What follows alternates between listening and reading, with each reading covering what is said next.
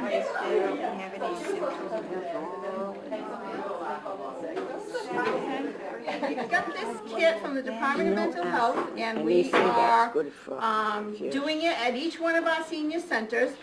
Paula Boulier from Project Assist, we're very happy to have her here. She's going to be conducting the bingo, and she's going to explain now how this will all go. Okay, Paula? great. Thank you very much. And I appreciate being invited to come here and do this with you. This is very, very important to talk about depression, and this is a very fun way to do it rather than me just getting up here and giving you a lecture about depression and doing a screening. This is a fun way to learn about the different signs and symptoms of depression. And after, so I'm going to explain like how we're actually going to play the bingo. After we finish with the bingo, I'm going to hand out a depression screening, just a brief, 10 or 12 questions that you can fill out. You don't need to put your name on it.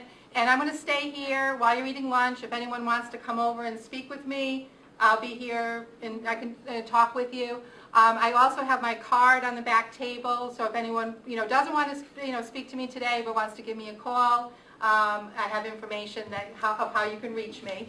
I also have some information about Project Assist, and this actually has, this screening today has nothing to do with that, but I just wanted to say a few things about Project Assist in case anyone that you know could benefit from that program. And Project Assist is a grant that the City of Fall River received to help people who are struggling because of unemployment and experiencing maybe some depression, anxiety, increased substance use because of the poor economy and unemployment. And we offer a number of different free services to help people who are trying to look for work. So I also have information about that at the back table. So you're welcome to take any of that.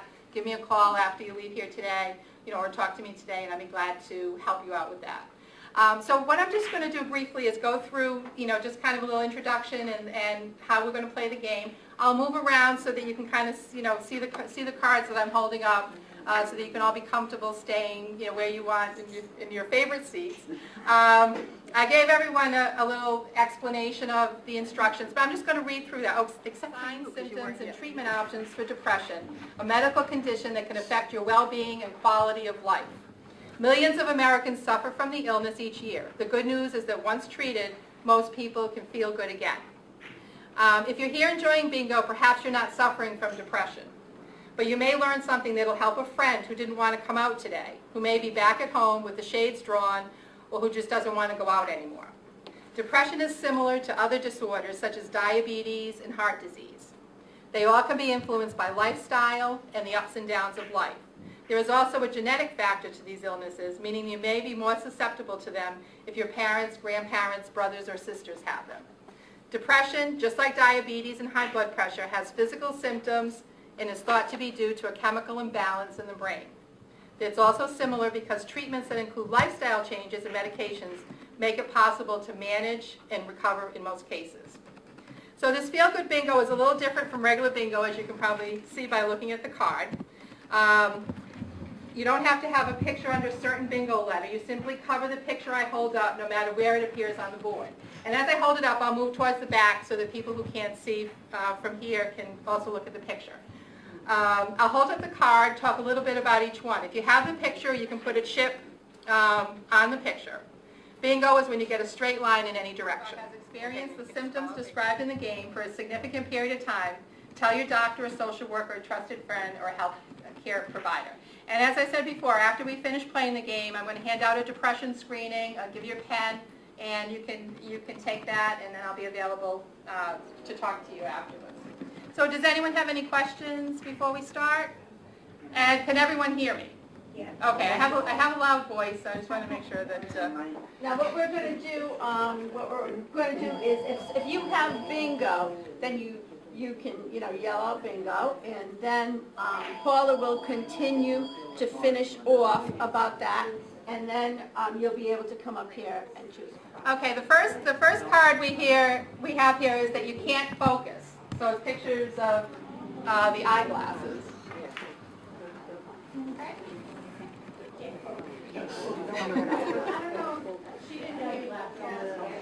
Okay, so She needs the mic. Okay, so the first one is that you can't focus. Can't concentrate or think, can't make even the simplest decision? Are you increasingly forgetful? If this is a new behavior for you or someone you know, it might be a sign of depression. One easy self-help approach is to make a list of things you need to do or break larger tasks down into smaller ones. Focus on completing one thing at a time. Okay? Okay, the next one that I have is family history. So it's a picture of the tree. Okay, similar to many physical diseases such as cancer and heart disease, some types of depression are genetic. A family history of depression is one of the strongest risk factors for depression. This doesn't mean that it will automatically happen. You can take steps to prevent and treat it.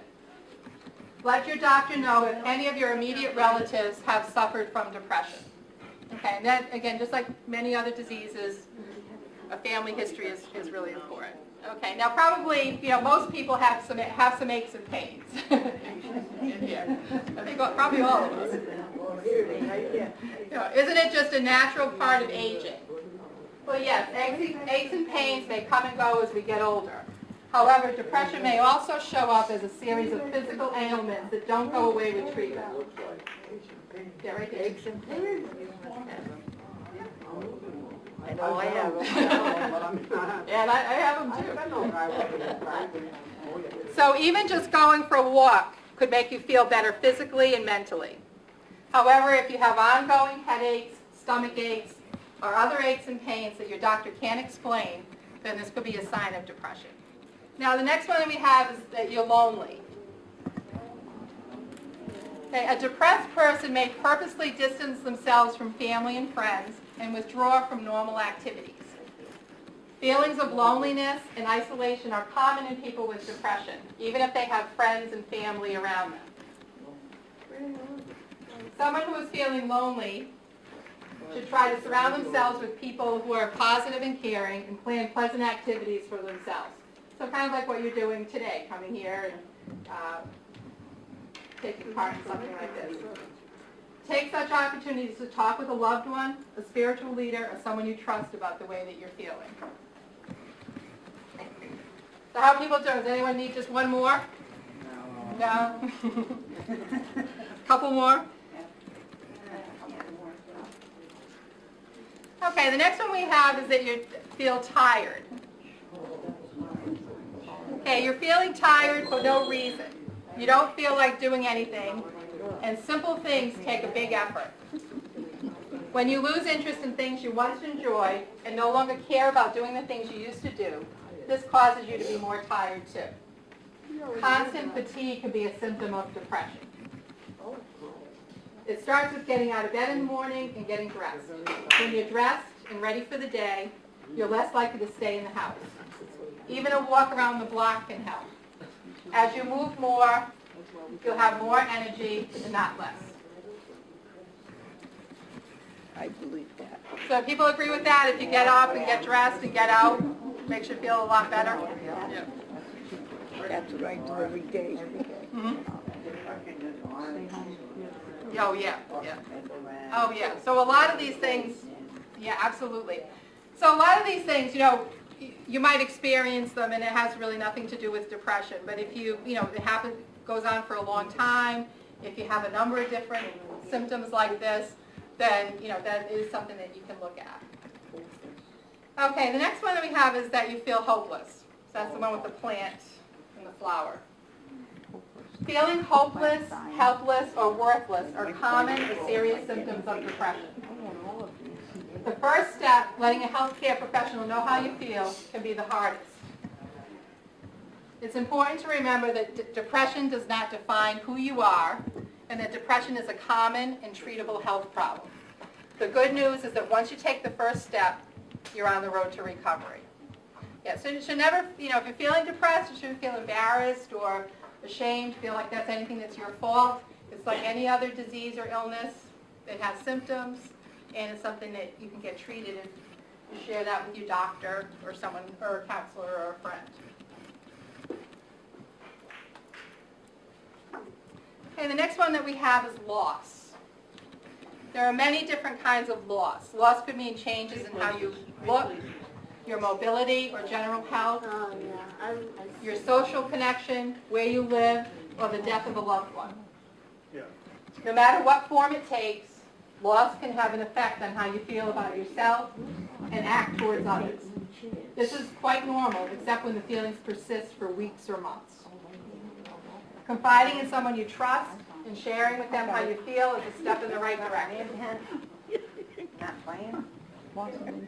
Finding other people in your situation is also helpful because you can draw from their There's experiences. few of them. And I think probably everyone in here has There's memory experienced, loss, part of, loss of interest. some loss. There's that. And that's, a very, very common thing. So anyone just need one yet? I do. Huh? So she has an advantage here, seeing the cards. She knows that she's going to have bingo. So the next one is emptiness. Many people with depression say they feel empty all the time. If this sounds familiar, tell your doctor. It's important to watch for the early signs of depression and to notice if feelings are getting worse. Often, becoming involved in your community can be a great way to feel more fulfilled. Volunteering is an excellent way to give back to your community. And the time you spend volunteering with others is a chance to meet new people with common interests. So have people found that to be true? Do you do some, type of volunteer work? Or... Yeah, so actually, did you call out bingo? Yeah, he said bingo. Bingo! So we have our first bingo. So I'm just gonna finish reading this one through, and then you can go up and pick your prize. Okay, everyone enjoys some solitude from time to time, but when we avoid people for more than a few days out of fear or anxiety, it may be a symptom of depression. Social isolation is a risk factor associated with depression and suicide. Your well-being is affected by strong relationships with family and friends. It's important to socialize, join in activities, and encourage others to do so as well. But if you find it impossible to overcome your isolation, or you see someone else cutting themselves off from others, you should seek medical advice. Okay, great. So we have another bingo. I use mine all the time. Oh, that's very nice. I got so many of them now. Confusion. Oh, we have another bingo. Okay, I'm just gonna.